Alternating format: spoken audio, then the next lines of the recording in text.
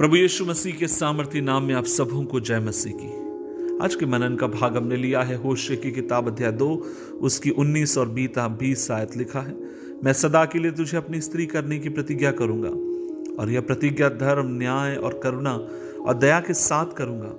यह सच्चाई के साथ की जाएगी और तू यहोवा को जान लेगी।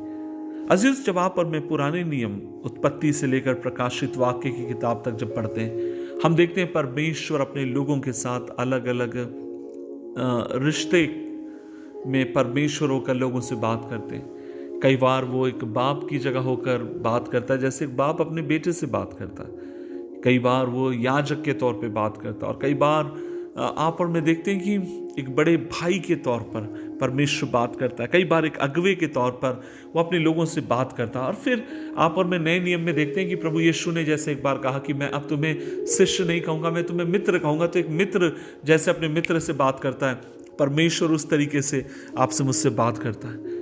और फिर जब होशे की किताब में आप और मैं देखते हैं तो हम यहाँ पर पाते हैं कि परमेश्वर इस तरीके से बात करता है एक वैवाहिक रिश्ते में होकर, जैसे एक पति अपनी पत्नी से बात कर रहा हो। और उस तरीके के एक रिश्ते का परमेश्वर यहाँ पर दिखाता है।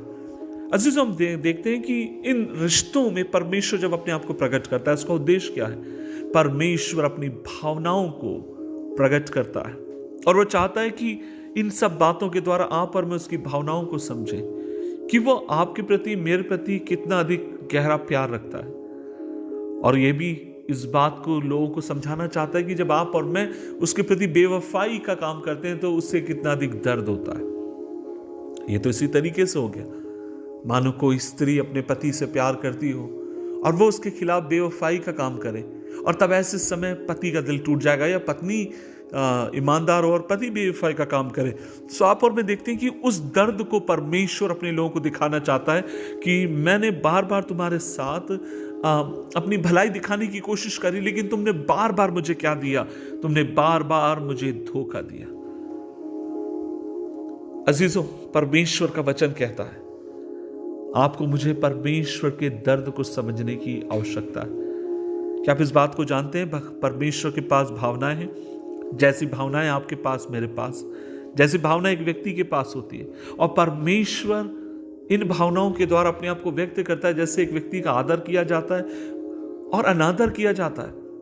और आप जो भी उस व्यक्ति के साथ करते हैं, कहीं ना कहीं पर उसकी भावनाओं के ऊपर ये चीज असर डालती है। और परमेश्वर भी आपसे मुझसे ये कहना चाहता है, जब तुम मेरे साथ ईमानदारी से चलते हो मैं प्रसन्न रहता हूं, लेकिन जब तुम मेरे साथ बेवफाई करते हो, जब तुम मुझे धोखा देते हो, इस बात का दर्द तुम मेरी जिंदगी में देख सकते हो। अर्थात इस बात का दर्द परमेश्वर कहता है मैं अपनी भावनाओं के द्वारा मैं व्यक्त करता हूं।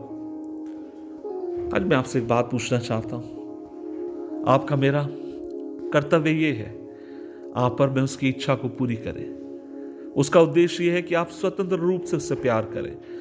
वो यह चाहता है कि आप और मैं उससे दिल से लगाव रखने वाले हो, दिल से उससे प्यार करने वाले हो। अजीजों, क्या आप इस बात को जानते हैं कि परमेश्वर ने अपने प्रेम को प्रकट करने के लिए अपना पहला कदम आपके लिए, मेरे लिए उठा लिया है, और अब इस बात की वो प्रतीक्षा कर रहा है क्या मैंने जैसे तुझसे प्यार किया कालवरी के क्रूस के ऊपर, क्या उसी तरीके से तुम मुझसे प्यार करने के लिए तैयार है? बेशक हम इस बात को जानते हैं कि शैतान झूठ का बाप है और वो आप मेरी पीछे पड़ा हुआ है, और वो अपनी पर्याप्त कोशिश करता है कि कहीं ना कहीं आपको मुझे धोखा दे, आपको मुझे झूठ कहे कि आप पर मैं परमेश्वर के प्यार के लायक नहीं। और वो बार बार आपके मेरे कानों में आकर फुसफुसाता है। लेकिन कालवरी से प्रभु आपको मुझे बुलाकर कहता है कि मैंने तुझसे इतना प्यार किया कि तेरे लिए अपने प्राण को दे दिया। और यहां शैतान आपसे मुझसे झूठ कहता है कि ईश्वर तुझसे प्यार नहीं करता। और कई बार यह अधिकांशतः देखा गया कि हम परमेश्वर से बढ़कर शैतान की झूठ के ऊपर विश्वास करते हैं। मैं आपसे कहना चाहता हूं, वो कालवरी के क्रूस के ऊपर से अपने हाथ को फैलाकर कहता है मैं तुमसे प्यार करता हूं, मेरे पास आओ। परमेश्वर चाहता है कि आप और मैं घनिष्ठ उसके साथ रिश्ते में आए। प्रभु कहता है जब तुम मेरे पास आओगे मैं तुम्हें धोखा नहीं दूंगा, मैं तुम्हें निराश नहीं करूंगा, मैं तुम्हें हताश नहीं करूंगा, मैं तुम्हें छोड़कर नहीं जाऊंगा, वरन मैं तुम्हारे संग बना रहूंगा। आइए मिलकर दुआ करें।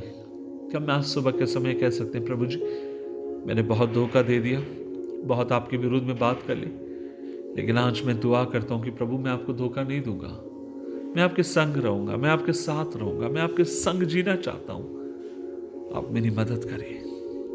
आइए दुआ करें। प्रभु जी धन्यवाद इस दिन के लिए, हम मिलकर तेरे पास आते हैं और दुआ करते हैं, तेरा हाथ हम पर हो, सहायता करके हम तेरे लिए जिए। प्रभु जी तेरे नाम के निमित्त आगे की तरफ बढ़े, ऐसी तू हमें कृपा दे, तेरे इस प्यार और तेरे इस रिश्ते को समझे, अनुग्रह दे। यीशु मसीह के नाम से मांगते हैं, आमीन आमीन आमीन।